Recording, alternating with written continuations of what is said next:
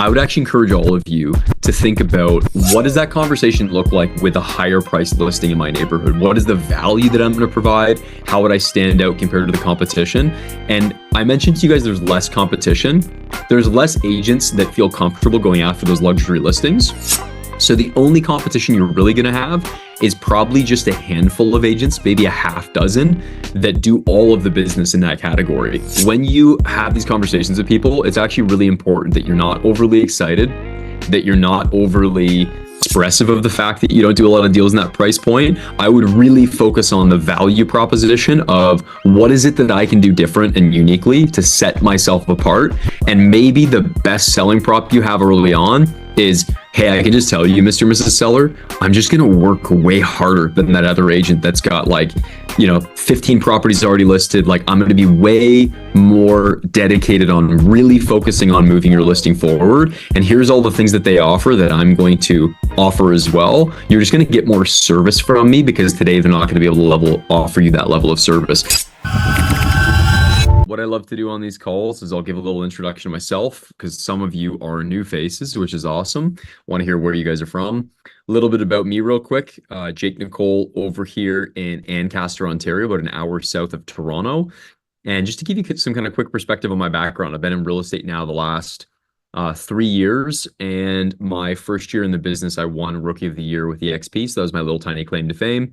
And then I've been an icon agent each year after that. I built my business off of several different aspects of building the business. So definitely not just online lead generation.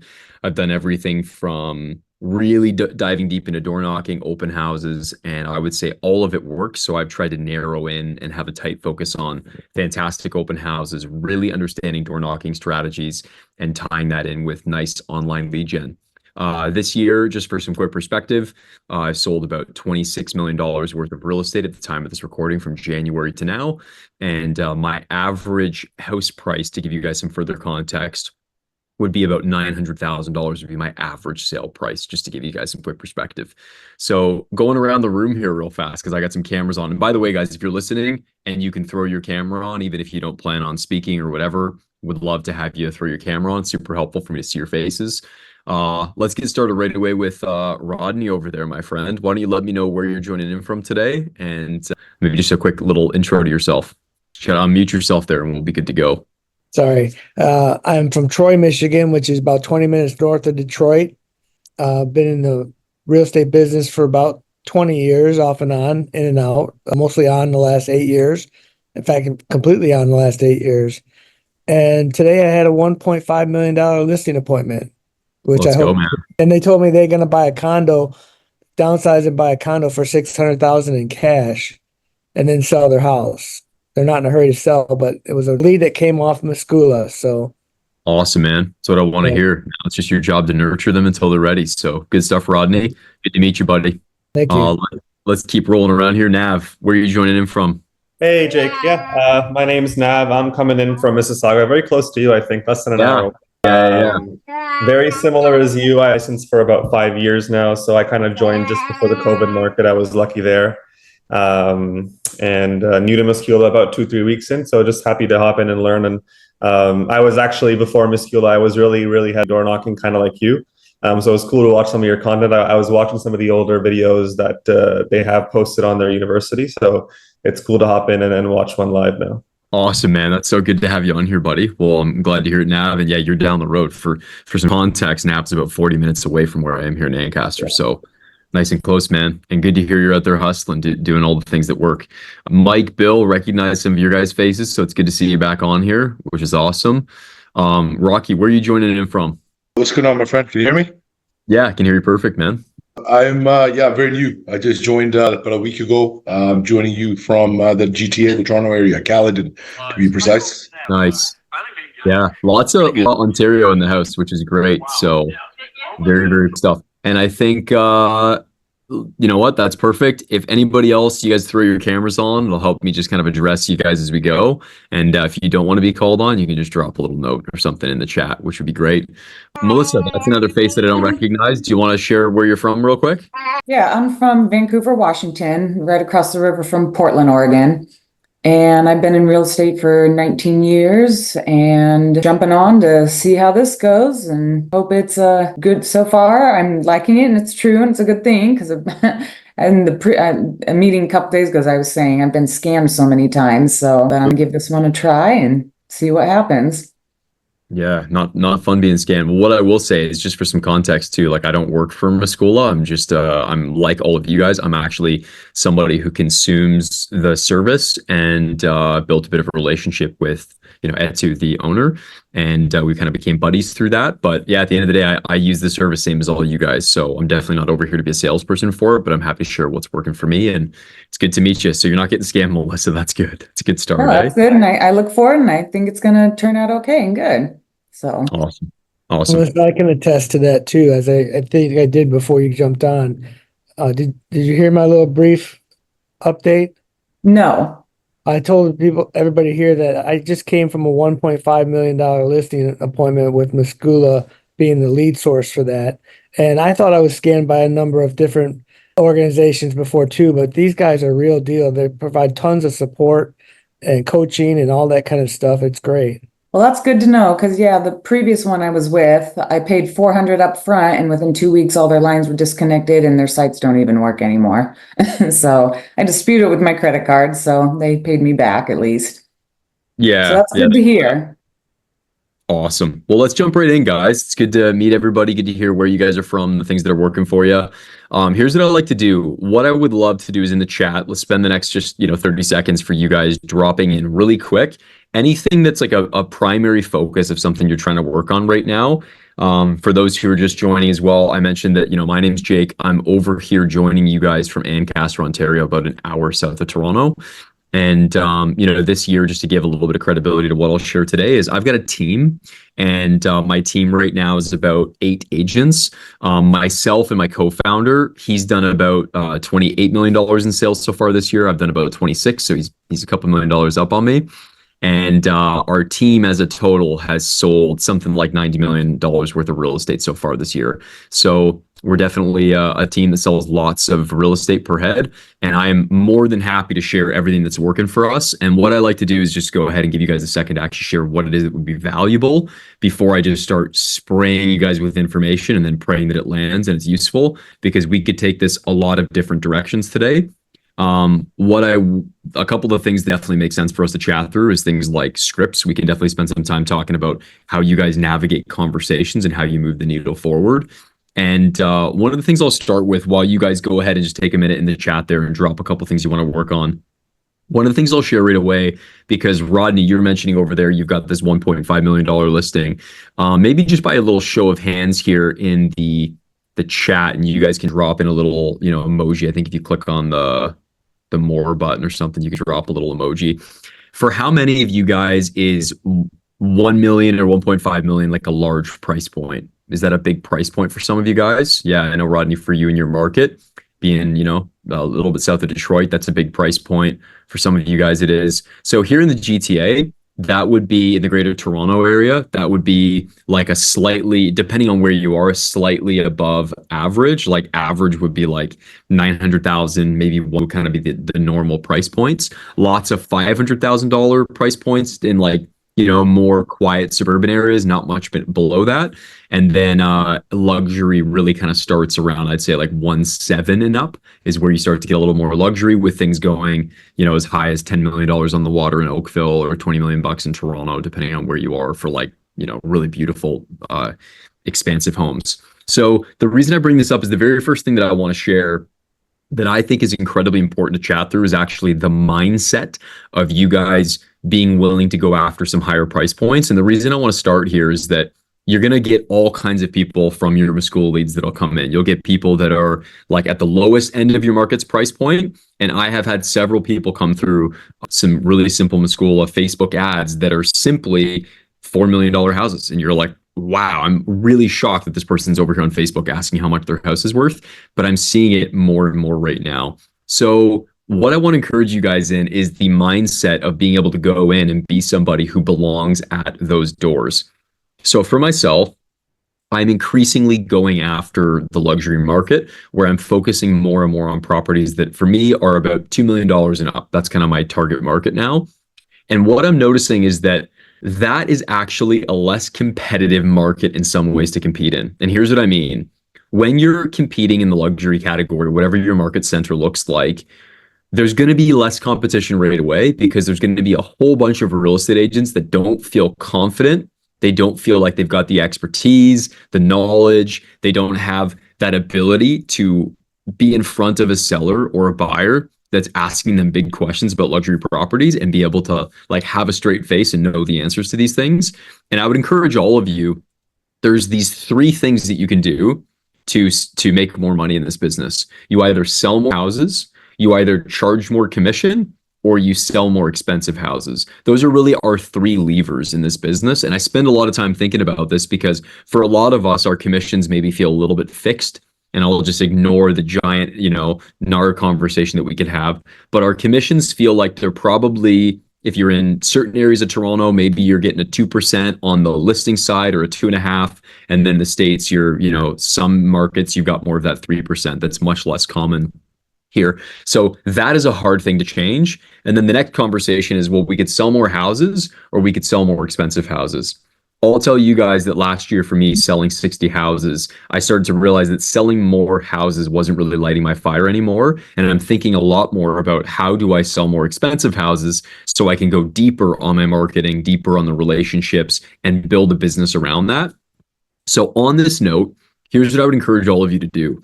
This week, because you're going to have some leads that are going to come through at some point that are going to be the highest value in your community, I would actually encourage all of you to think about what does that conversation look like with a higher price listing in my neighborhood? What is the value that I'm going to provide? How would I stand out compared to the competition?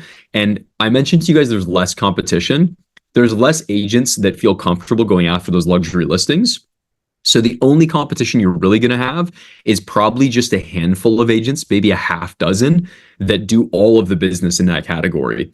And if you can elbow your way in and be one of those people that elbows your way into that category, like Rodney's trying to do, where, Rodney, you're all excited. You're like, I got this $1.5 million listing. It's a big deal. And my encouragement to you would be when you have these conversations with people, it's actually really important that you're not overly excited, that you're not overly expressive of the fact that you don't do a lot of deals in that price point. I would really focus on the value proposition of what is it that I can do different and uniquely to set myself apart. And maybe the best selling prop you have early on is, hey, I can just tell you, Mr. and Mrs. Seller, I'm just going to work way harder than that other agent that's got 15 properties already listed. Like, I'm going to be way more dedicated on really focusing on moving your listing forward. And here's all the things that they offer that I'm going to offer as well. You're just going to get more service from me because today they're not going to be able to offer you that level of service. You just got to find what your value prop is, right? For me, where I'm at today with how many houses I sell, my angle would be, well, I actually sell more houses than a lot of these luxury agents might. And at the end of the day, our marketing, let me just put side by side the level of marketing we're doing on $1 million houses compared to other $3 million houses that actually have awful marketing, and figure out what your proposition is. All right. So in the chat here, anything over $1 million, Nikki said that was, her price point. Bill, I know in Vancouver, your price points in Vancouver are all over the place, but they're all north of, probably the 1.5 buys you a shack. And then $2 million, you're buying shacks. So the exciting part for you, obviously, Bill, is that you're in a marketplace where you also have a bit of a challenge with commission, where you guys collect 3% on the first 100 grand and then 1.5% or something after that. So you really do need to sell as much of those high price point properties as possible. Drop a comment in here for me, guys, just to help me out with where you guys are, what your average price points are. And then I want to dive in and also just talk through some strategies regarding scripts and how we approach some scripts. And I would love to get some feedback from you guys. So there in the chat, Rocky, you mentioned $1 million is kind of your average price point there in Mississauga. That's true. Yeah, Mississauga's very much that $1 million price point. Anything below that is essentially condos. Located in Ottawa, average price point is about 700 to 800,000. Lots of Canadians on here. It's awesome. Okay. So yeah, we're seeing 700 all the way up to so far about $1 million, anything over $1 million, 350 in Las Vegas. Absolutely. And the cool thing about Las Vegas too is, to what I was just speaking about earlier, you have lots of luxury properties in Las Vegas, and I wouldn't be afraid to be the person who tries to focus on competing a little bit more in that luxury category. So Bill's saying 1.5 over there in Vancouver. Good to know. Los Angeles, an average of 950. Awesome. That's very similar to, I would say, certain areas of the GTA for sure. 300 plus in Chicago, 550 to 900K. Super cool. So 750 in Miami. Yep, absolutely. Good. Thanks, guys. That's good. That's fantastic. What are you guys finding the most challenging right now in your business? Are you finding the side commission conversation the most challenging? Like, drop a note in terms of what you guys are finding challenging or what it is you're trying to work on.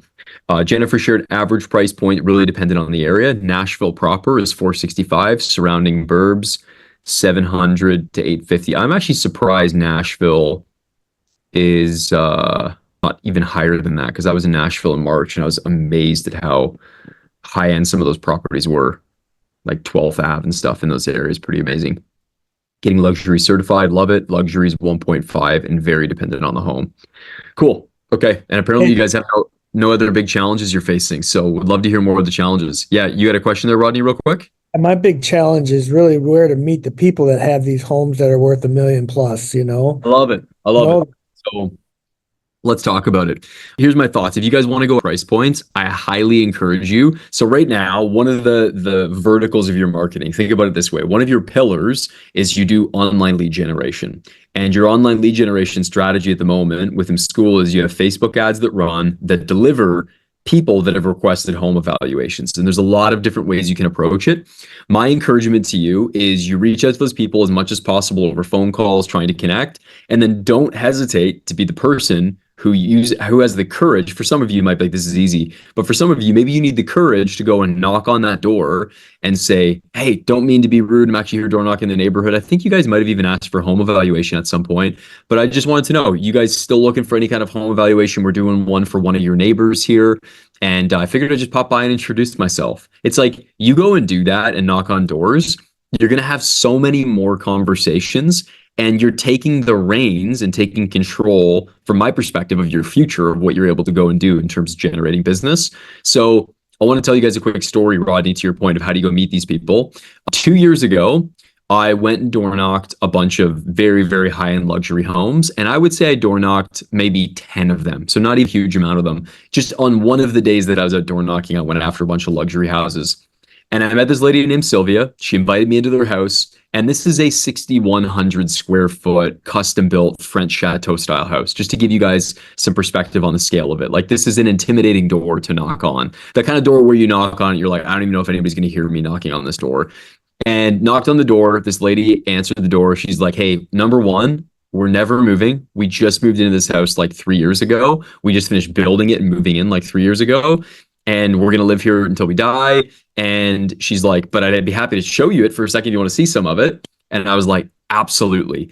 And she took me on this tour and I checked out her house. And what happened was I built a bit of a relationship with her. I said, hey, let me grab your phone number. Let me grab your email. She very willingly gave me all that information. And she was like, again, we're not selling. And I said, hey, all good, Sylvia. I just want to keep in touch with you. And like, you know, my newsletters that I send out every month are awesome. That's another way that I nurture people, is with a monthly newsletter that's very personal and shares a bit about my life. Even introduces things like my wife, my son, Harvey. Like, I share a couple personal things. Then I do some great market updates and information on what we've sold.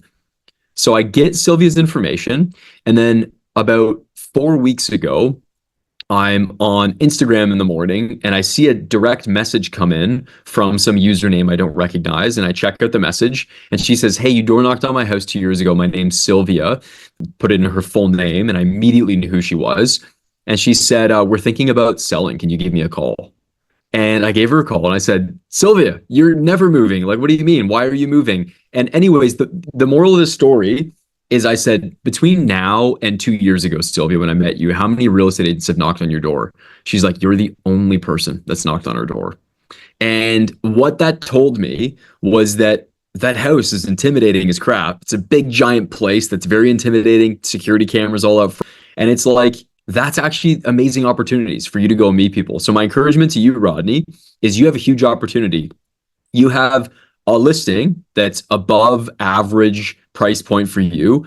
And that means that when you list that property, you're going to have buyers that'll be reaching out who are interested in that price point. When you host the open house, you'll have people walking through that are in that price point. Then you can take that house and circle prospect it, go knock on every door, pull up whatever cold calling lists you have that you're allowed to call of the surrounding houses, and just say, hey, my name's Rodney. I'm representing some sellers here in your neighborhood that are getting ready to list or have just listed, or we're hosting an open house, or we just sold. You've got all kinds of talking points along the way. And you just say, hey, I would love to keep you guys updated on the sale. I know that it's going to be tempting for you to probably want to see all the photos online and see what's happening. So listen, why don't we do this? I'll grab your information, and as soon as we've got photos of the property, I'll send them to you first so you guys can check it out. You can see the pricing. What if you even hosted a neighborhood open house just for the neighbors to come through one of the days prior to the open house, see the home, give their perspective on pricing, give you feedback, whatever. It's like, be creative about the fact that if you have a listing in a neighborhood that you're trying to break into more, that is your foot in the door for you to fully capitalize on it. What if you ran your own advertising, or you found a little agency to run some ads for you, just the closest area around that neighborhood, to say, like, we've got this listing here in the neighborhood. If you know any buyers, or you're thinking about selling and you want a home evaluation, it's like, you get an amazing opportunity, Rodney, and then your whole goal is just use that as the leverage to get your foot in the door with everybody else. And I could sit here, truthfully, guys, and give you story after story of how I've used listings to get neighbors' houses, how I've had listings where I have an open house, someone walks through, and at the end of it, they're like, hey, we're super impressed with you. We live around the corner. We're thinking about selling. We just want to see how you ran your open house, and we'd love to interview you. And it's like all kinds of opportunities. So when you get a listing that you're super excited about, you do not want to treat every listing the exact same. For me right now in this market that I'm in, when I have listings that are under the price points I want on, I give them to other agents that I know are going to go to town on my team, who really want that opportunity and want more business than that price point. I am not going to be as motivated for a $500,000 house on the outskirts of town that would require me to try and get more clients in those price points, when here in the GTA, everything's like super inflated in terms of prices, and you want to grow the business. So awesome. So another message in here was, you went to all of them already, to the houses. And then my encouragement to you is, if you've been to these houses and you've been to all of them, which is pretty amazing that there's that few houses you can already have door knocked every house. My encouragement to you would be, make sure you're actually collecting information, like getting emails, staying on top of people.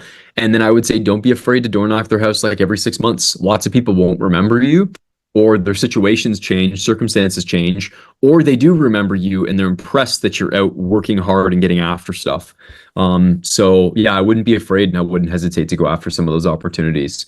So far for you guys, not too many comments in terms of what you guys are working on. What other challenges do you have? Was that helpful for you, Rodney, to get a bit of a perspective on? Yeah, good. Nav, you had a question there. Yeah. So typically when you get a listing, I kind of see 3 opportunities to door knock. Number 1 is hosting an open house. Number 2, you just listed. Number 3, you just sold. Is there one that you prefer to door knock? Would you prefer to go when it just sold, or when it just hit the market? What is kind of your preference, or do you tailor it more for like the neighborhood or the house? Yeah, man, the answer is truly this: how much business do you want? And what I mean by that is, if you want a lot of business, go door knock every opportunity, because we all know this, man. If you go door knock that neighborhood one time, the likelihood that everybody opens the door the first time you go and everybody's home at the same time is close to 0, right? That's a good point. Yeah. Aren't there. The other thing is this, man, is number 1, what I like to do is, as soon as I have a listing, even before a sign is up, whatever, I like to door knock the neighborhood and say, and there's 2 ways to approach this. One is, I'm allowed to say what the house is, because the owner are okay with it. The other is, they're not okay with me disclosing it. And I would knock on your door, Nav, and I'd say, hey, Nav, I've actually got a house coming up here in your neighborhood. Can't say which one just yet. Let's just say it's a big place that, is going to be kind of in this price bracket. Do you have anybody wanting to move in the neighborhood? And then they'll be like, which house? Or they'll be curious, because like everybody wants to know what a neighbor's. And maybe I'm allowed to tell you. And I would say, hey, it's actually like, this place over there, big giant house, whatever. Do you know anybody looking in that price point? And it's like, it allows you to start the conversation. And then they say, nope, we don't know anybody who plans on. And I go, awesome. How do you guys like the neighborhood here, Nav? And you go, oh my gosh, we love it. We're never going to move. And I go, amazing. I'm so glad you guys found your forever house. That's awesome. Hey, look, here's what I'll do now. Really quickly, what's your email address? And you'll say, oh, I'm not actually comfortable giving that out. I go, oh, no worries at all. Listen, at the end of the day, we're going to be updating the neighbors as that house gets listed, as it gets prepared, as it sells. And I'm also, for a couple of the neighbors, putting together a neighborhood report that'll give everybody an idea of just their equity position. Maybe they're planning for retirement. They want to know how much equity is in their house. Happy to send you over that report so you can get updated. Is that something you'd be interested in? And then you'll have people that will be like, yep, nope. Or you just go straight ahead and say, hey, listen, I'd love to put that together for you. What's the best email to send that to, Nav? And you'll notice I'm confident, I'm calm. In a lot of situations, I won't ask for permission. I'll just say, here's this awesome thing that I'm going to do for you. What's actually the best email to send that to? And I'll pull my phone out and I'll look down at it. And it's an opportunity for me to gather people's info, just like I did with Sylvia. When I said, you know what, Sylvia, here's what I'm going to do. I'm going to stay in touch with you guys and I'll keep you posted on stuff. What's the best email to get you at? She gave me her email, gave me her phone number. I obviously already knew where she lived, and that opened up the doors. And that's just a recent example of door knocking. So I'll door knock when I've got a listing coming up, when I'm advertising an open house. I'll door knock it when it's sold as well. Like I'll door knock it on all kinds of different occasions just to connect with more people. And then I'll even go back through a neighborhood I've already door knocked and say, hey, I just want to let you guys know, like the house sold yesterday. Just wanted you guys to be the first people to know what it sold for. And we're still waiting for the deposit or whatever. But like, here's the situation in terms of that price point. And then people will be like, oh my gosh, that's a lot of money. Like, what's my house worth compared to that? Like now you might break the ice a little bit because they start to get familiar with you. Here's a really good example, Nav. I door knocked a neighborhood. The first listing I ever got was a townhome that we listed for like, the peak of the market, listed for 700, sold for like 830 or something, right? And I went and door knocked that neighborhood to let everybody know how awesome a job I had done. And I was like, very keen and excited and like, I'm the best real estate agent ever because I just made these people all this money. So I was going around knocking on the doors and I met this guy named Jerry. And Jerry goes, hey man, I'm impressed by you. Like he could tell I was all excited. And he's like, that's a lot of money you just sold that house for. I'm just renting this house because I'm actually building a custom house in a city over. And we would be open to selling it once it's built, but like we need to get like 1.5 for it.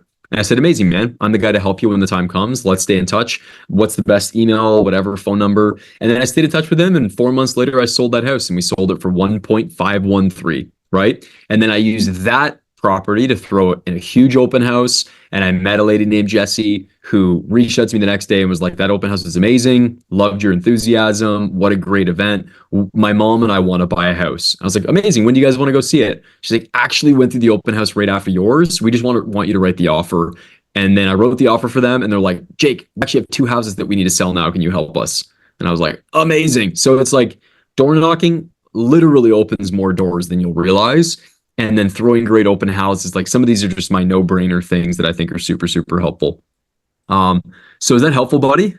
That's very helpful. I like the one that you mentioned when I do this one a lot is when it's a listing that I've sold, because in Ontario, it doesn't update till the deposit is received. So I like going in there and being like, hey, like this isn't public yet, but this is what it's sold for. I wanted you to, yeah, that's really helpful. Yeah. Thank you. Yeah, and you know what you can even do is like, let's say you just get a listing. The other thing I've heard about that I haven't done yet for door knocking that I really like is I just heard like last week is you go out and you say, hey, just wanted to introduce myself. My name's Nav. I actually am listing a house here in the neighborhood. And I just wanted to give you a heads up because it's around the corner from you that I'm going to leave you my business card and my information. And if you have any issues with like cars parking on the street for open houses or whatever, like don't hesitate to give me a call. Oh, that's a good one. We've got media day that'll be coming up in about a week and we'll have like, we'll be flying a drone around. We're going to keep everybody's like just a great way for you to be like, we're about to enter the park for these other people. Here's my information. Like, if you need anything, you let me know. I just wanted to make sure we stayed out of your hair and that everything was good and whatever. So that's a good one. Yeah. Yeah. And I haven't had a chance to use that yet, but I love it. I heard it and I was like, that's awesome. Hey, Jake, I just have a quick question. Do you ever do anything special like serve champagne or bake cookies or anything like that? So I've done an agent open house on a property that was one of my more expensive listings at like $3.3 million. And I was like, this is a great opportunity for me in that neighborhood to invite a bunch of agents out and get to know some more agents as well. I 100% would encourage it. At all of our open houses, we do pretty basic stuff in terms of food. Like I bring in food, like I'll bring in a bunch of cookies and a bunch of bubblies. I don't know truthfully what the rules are around alcohol. I'm sure you can get away with it. It's not a big deal and it probably doesn't matter at all. But I'm all for it, man. What is it that you've done that you've seen work well, Bill? I've baked cookies at the person's house before just to get the smell and the aroma I love it. all throughout, and serve champagne. Yeah, big fan of that. I think that at the end of the day, you creating those experiences, Bill, for people to come through. And again, like I think about every listing, like that is an interview for the neighborhood. It's a public resume and interview for how the rest of the neighborhood is going to perceive you when it comes time for them to sell. Because, you know, we've all seen it, right? Someone gets into a neighborhood and they start dominating it because it's just like, my neighbors used it. That's huge social proof for them to also want to call that same agent. So to your point, you throw a great open house and you've got cookies baking in the oven and someone walks in and they're like, man, this open house is so well done. I think that's a fantastic way to get more business for sure. But I would like burn the cookies, man, and create a fire with smoke in somebody's house and it backfires. So I'll avoid that one. It's awesome though. Love it. When it closes, you could say multiple offers and other people are looking to be in the area. What do you know? Yeah, I love that, Andy. That's a really good point, is that after a house sells, you know, if you get multiple offers, that's perfect. You can go share like, hey, we have a couple other buyers that, think about it. They bid on this house, didn't buy it, weren't able to buy it. They're looking for another place on the street. I actually told them I would come out as a courtesy and door knock some of the neighbors' homes. I already know that you guys told me you weren't thinking about selling. I just, as a courtesy, I told them that I would do it. I'm a man of my word. So I'm out here door knocking that. You guys still planning on staying put, right? And they go, yep. Or they go, tell them, you know, we'll sell our house if we can get 1.7 for it. And you're like, oh, it's like $400,000 overpriced, but like, oh, it's amazing. We'll stay in touch. Like, just depending on what the opportunity is, it's a great way for you to Andy's point there, leverage the story of whatever just happened to go back to the neighbors, show them how you've just made them a bunch of money. Because I loved whenever I would sell a house and it would be a great sale, I'd love going to the neighbors and being like, hey guys, good news, just made you a whole bunch of money because your house is now worth more money after that last sale. You know, you guys are a good comparable, and we had a whole bunch of buyers, like Andy just said, that, you know, bid on the property, didn't buy it, or still looking in this area. Or, hey, we actually got a buyer who didn't like that house didn't have a pool, and I know that you guys got a pool. You know, I don't want to promise, obviously, you know, them that there might be another house in the neighborhood, but like, is that something you guys might consider as selling? So yeah, lots of great stuff you can do. Even if it's not yours, you could ask an agent who just sold something, call them up and say, congratulations. Did you get multiple offers? And then from that, you still could use the same story. Yeah, to your point there, Andy, early on in my career, especially when I was trying to just gain some momentum, I 100% knocked on doors in neighborhoods to say, are you guys familiar with everything that's been selling here in the neighborhood? Did you see that house around the corner that just sold? There's going to be lots of other buyers that would have competed on that property. I saw all the offers that got registered online. You can approach it a couple different ways. So big fan of that one, Andy. It's awesome, man. Jennifer, you were also sharing, how do you, and this is Jennifer Thornton, how do you handle these conversations or market data when you list the house and the market turns and sellers have to drop the price? Nothing you did, but market is turning. So neutral / buyer's hesitation. At the end of Jennifer, my answer to that would be, depending on who the conversation is that I'm handling. Let's say I'm door knocking. What I always remind people when the market is turning or it's changing is that every time a market is shifting, it creates opportunities, and there's an opportunity in every market. And here's what I mean by that. If you're a great agent, you understand the market you're in and the opportunity that it presents. Okay. So let's just pretend we're talking about the stock market, for example, right? If the stock market is, and this is a bit of a funny example because like the stock market has, I would say, a way higher level of people that would have incredible levels of expertise, whereas the home buying market has tons of opportunities, houses that are priced wrong or just sitting or not selling, that present opportunities for buyers or for other sellers. So here's what I like to say to people. If we're in a buyer's market, I'll say, hey, Jennifer, you know what I love about a buyer's market? Right now, the hardest thing is sell your house, because we know there's lots of other inventory on the market. And this isn't like back in 2020, 2021, 2022, when everything would just get listed and it would sell no matter which idiot was listing the house, right? Like it didn't matter. Like it could be a cousin who sold one house and this is the house they're selling and they sell it over the asking. Today, as an agent who's actually a very, in tune, strategic agent, I love this market because it presents me the opportunity to list your house and actually demonstrate expertise and strategic awareness on how to get you the most for your house in this market. Here's the reality though. In a buyer's market, you don't win on the sale. We need to get you just a good sale price, and that'll be a win. And then you're going to make up the most money on the buying side. So the opportunity in this market is when we transition you from your house to whatever you're buying, that's actually where there's tons of opportunity because it's a buyer's market. So that's where we need to really capitalize on it. And the example that I would give you guys is that same lady that I was mentioning where they're downsizing, Sylvia. They're downsizing from their 6,100 square foot, $3.5 million house to a $2.5 million house. And I just helped them buy that home. Okay. And these are obviously larger price points for a bunch of our markets, as we just realized, and me included. And I helped them buy a house that was listed for 2.7 for 2.4. So that was me demonstrating to them, hey guys, there's huge opportunities here. And we went out and found the opportunity, which was we bought a house that was probably worth 2.5. We bought it 150 grand undervalued, or like, whatever that is, a percent or so under its value, right?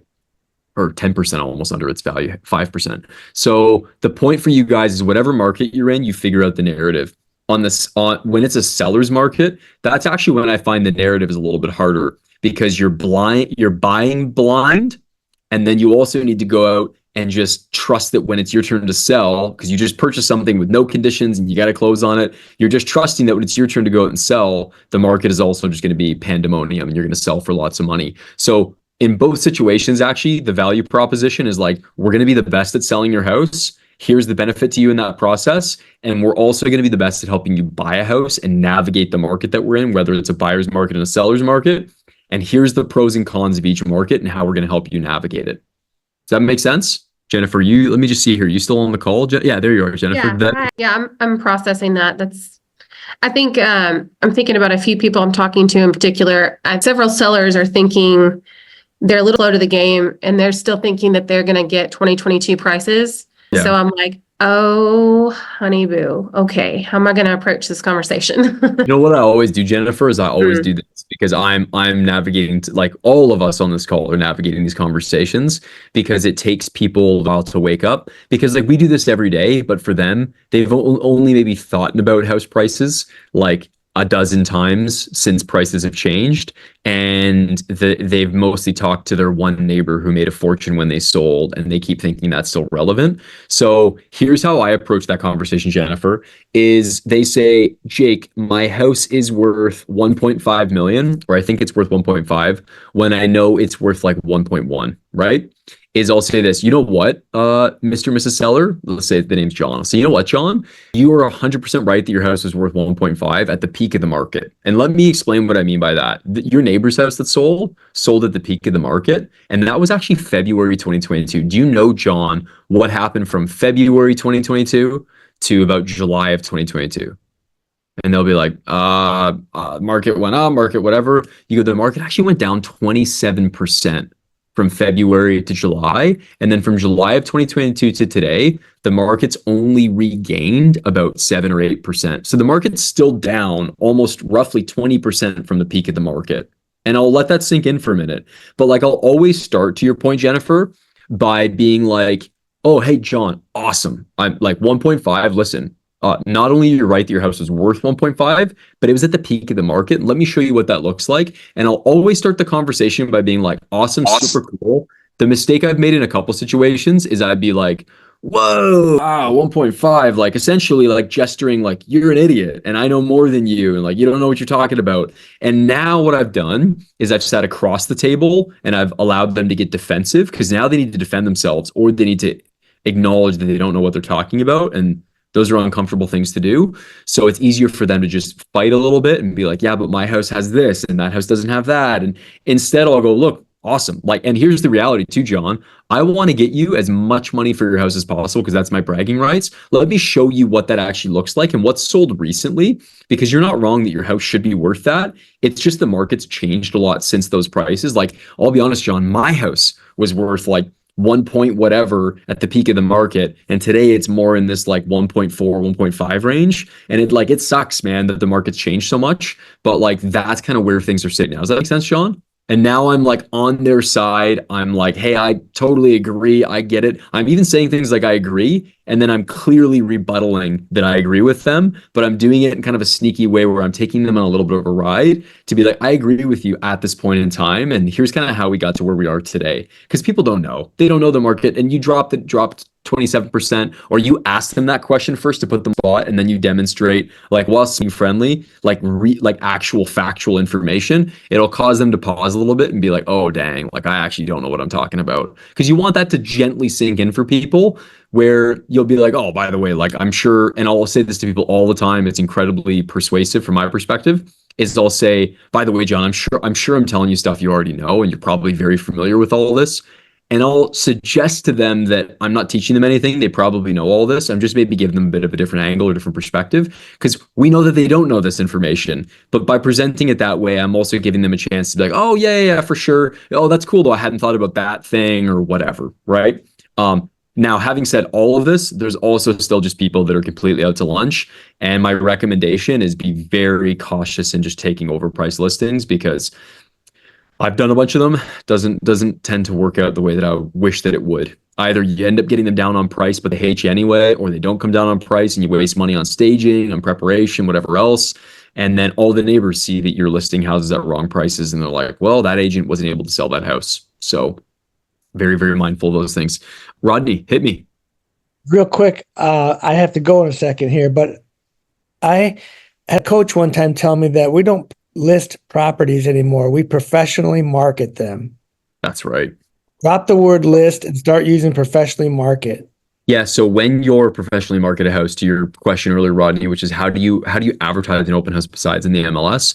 I'm a big fan of using some things like social media, right? You might have people in your immediate sphere following you on social, or a little bit outside of your sphere, but they're following you. So I post everything on Instagram. I find that effective in my stories, on our posts. I'll also post stuff up on Facebook. At the end of the day, getting it up on your local MLS as soon as possible is a great way to do it. And then sending an email to a segment of your database or whoever it makes sense to let them know about open houses. Those are some things that all of us can do immediately. More advanced things would be like running Facebook ads to promote an open house, or YouTube advertising to promote an open house. Those would be some more advanced strategies. I would still say door knocking is an incredible way for you to get out in the neighborhood and say, hey, by the way, Rodney, we're throwing an open house, man, over at that property. I know that you guys are like maybe just here in the neighborhood. Why don't you just come over and say hey, though? If you happen to, pop by, I'll be there 2 to 4 p.m. Would love to see you. Come on by. And it's a great way to, again, just get people through there, right? And have them see you working your magic. Good stuff. Now, yeah, take care, Rodney. Good meeting you, buddy. Yeah, I gotta go. Talk to you later. The market, not us. The market is changing every day. Yep. Good stuff. I like that one for upsizers. The home that they're going to buy is going to go up more than your townhouse. Yeah. So when people are upsizing, you can definitely use the angle of like, hey, if you look at house prices rising and you're waiting for your house price to go up, then here's what I want you to think about, Mr. and Mrs. Seller. Let's say it's currently a buyer's market and they're waiting for a seller's market. You could say to them, hey, look, let's say the market's going to go up by 5% on your townhome, right? And what's the current value of your townhome? It's $1 million. It's going to go up by 5%. So you're going to get $1,050,000. Now you guys are looking to go up to a $1.5 million house, right? And they're like, yeah, well, what's 5% of that? Like that's, I think my math's $1,075,000. So or $1,575,000. So it's like the gap now that you're creating is going to be $25,000 that you're going to lose if we wait for both those house prices to go up by 5% because you're upsizing. So it'd actually be better for us now in this market where that luxury property that's what you're trying to upsize to is just sitting. Why don't we see, because we have nothing to lose, why don't we see if they'll accept an offer conditional on us selling your house because we're going to get ready to go to market? And if they don't accept that, what's the longest closing they might offer and how much can we beat them up on the price? And then I would go to that $1.5 million house to those buyers and say, we want to buy your house for 1.45 conditional on us selling our house. And they say, take a hike. But now your buyers are in the process of maybe considering what their options are, right? And by the way, guys, tons of buyers and sellers, they don't understand what all their options are. They don't understand that you can write conditions into contracts that say it'll be conditional on us selling this house or us doing this thing, or heck, we could even make it conditional for a seller that we won't sell this house unless it's conditional on us being able to, for 1 month, go buy a house. It's a terrible condition to include for your own sake as a sales representative, but it's like we can create all these custom things to match what their needs are, and that'll help you overcome those objections as well to be able to get past all that stuff. So that's a good one. Laith, you said, do you sign people while they're at the open house, or do you follow up afterwards? Now, when you say sign people, Laith, can you explain what it is you mean on that one, what the question is? Yeah, sorry again, my camera's not working for some All good. reason. But so at an open house, you have clients come in, they may be interested, they may tell, oh, they're looking, but not, this may not be the house for them. So to at least get them to sign that buyer representation agreement, do you have a physical with you at the open house where you get them to sign and then you're basically the representative? Or do you just take down their email, phone number, name, and then follow up with them later and then sign them then? That's a great question. Now, for many of you, I don't know what the rules are in the province, state, country that you're in. For a lot of people right now, there's tons of changing rules and regulations, as we know, around representing buyers and what that all looks like. My quick answer is I can't say that I've ever done that. I like the sounds of that, just signing someone up on the spot. It sounds unrealistic to me, but lots of things that have sounded unrealistic to me have proven to be possible. So my take on that would be, I would rather set a time with them right then and there in my calendar to meet with them, even as soon as after the open house, where I would say, you know, hey, Laith, awesome that you and your significant other are out there shopping and you're looking for something. And I know you mentioned, you know, this. So let me just quickly take a couple notes on your file here, because everybody who comes into my open house, I check them in, meaning right when they come in through the door, I go, hey, so good to meet you guys. Where are you coming in from today? And you go, hey, we're actually just like around the corner or down the street or in another town. I go, amazing. What brought you guys into this area? Like, how'd you see this house? And you start telling me, and I go, oh, hey, by the way, Laith, really quick, I forgot. I just got to check one of you guys in. So who's a better person to check in? Yeah. I look down at my phone and I have my follow-up boss open and I punch in your name. I go, perfect. First name, awesome. Last name, great. Email and your phone number. And then I go, oh, by the way, like my sellers asked if they kind of give a little bit of pushback, I'll go, hey, listen, my sellers actually asked that everybody coming through their house today, which I'm sure you can understand, they just want to know everybody that's in their house so we don't have any like strangers or people that we're not familiar with. So just a bit of a safety. And people are all cool with it because they understand like their house, they probably want the same thing.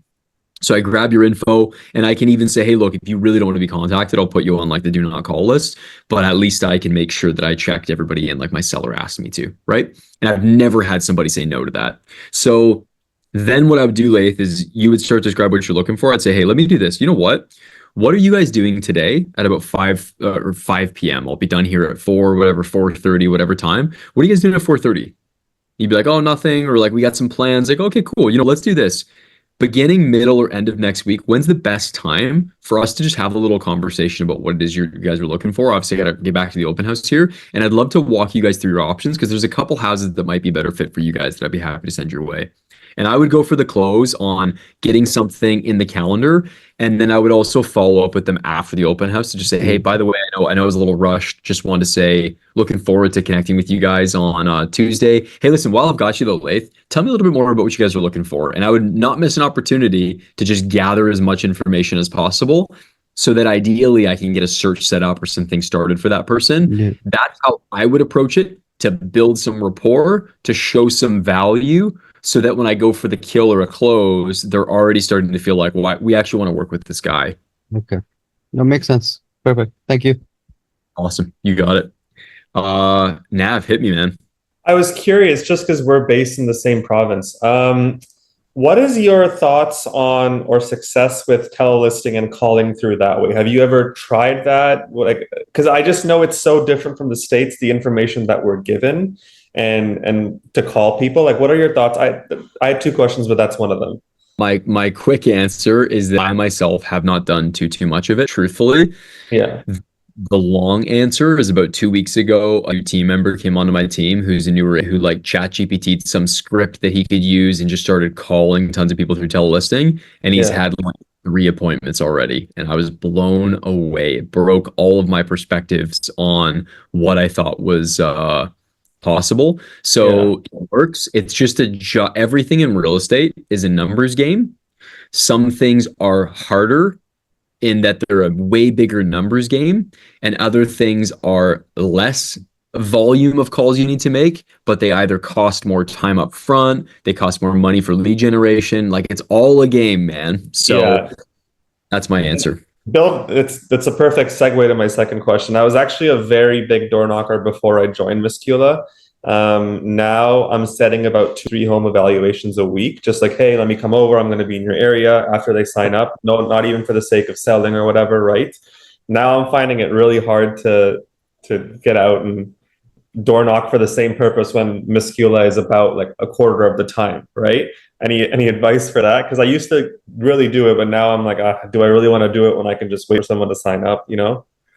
Yeah, man, I would say you asked me another question, you're gonna get the same answer again. Just depends how much business you want to do, man. Depends how much you want to make, right? Like, being really honest with you, if something saves you time and you get more leads from it, either your solution is to increase your ad budget on that platform, right? And just spend more time doing that thing, or it's for you to just do both. And because now if you're saving yourself time, you have more time to go and door knock, or you can do both. And right, you get someone that reaches out about a home evaluation, you go door knock that neighborhood and just say, hey, look, I'm actually doing a home evaluation for one of your neighbors here, and as a courtesy, I wanted to just make sure that I checked in with the other neighbors. We're helping them understand what their value is in their house and what their equity position is, and I just wanted to come by and give you guys some good perspective and some free value. Are you guys staying here forever? Are you interested? Or you just go straight, do you guys know what your house is worth?